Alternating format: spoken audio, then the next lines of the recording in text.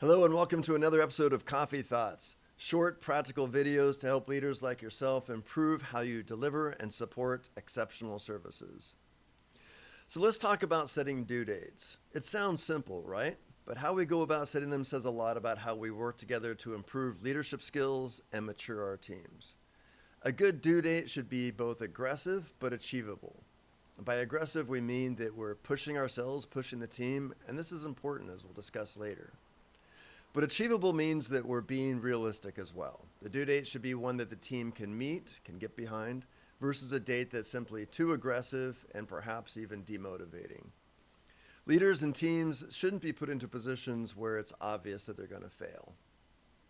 When setting due dates, people, including new leaders and teams, often fall into one of two camps, as you might imagine.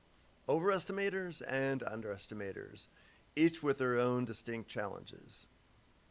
So let's start with overestimating. New leaders and teams tend to overpad timelines out of habit, caution, or simply being intimidated or feeling pressured.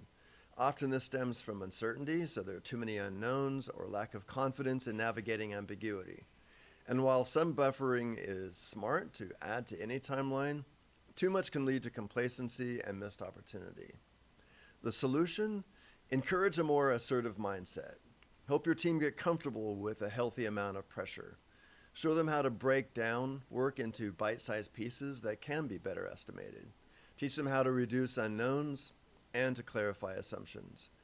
Setting ambitious, realistic goals helps build confidence and momentum, and they can be surprisingly motivating. Underestimating.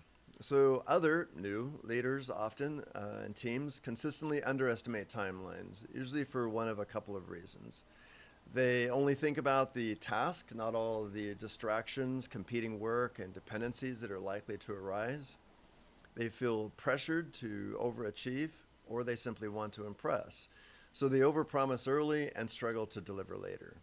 The risk, of course, is missing the mark and undermining the trust and demotivating the team again. So here's a useful mindset. It's better to be a goat in the beginning and a hero in the end than the reverse. Be honest about capacity, build in breathing room. You can always, or the team can always, beat the date. But it's much harder to rebuild credibility later. So who should set the due date? Whenever possible, it's important that the person doing the work should set the date. They know the work, the pace, the associated obstacles, or they should really learn how to assess them.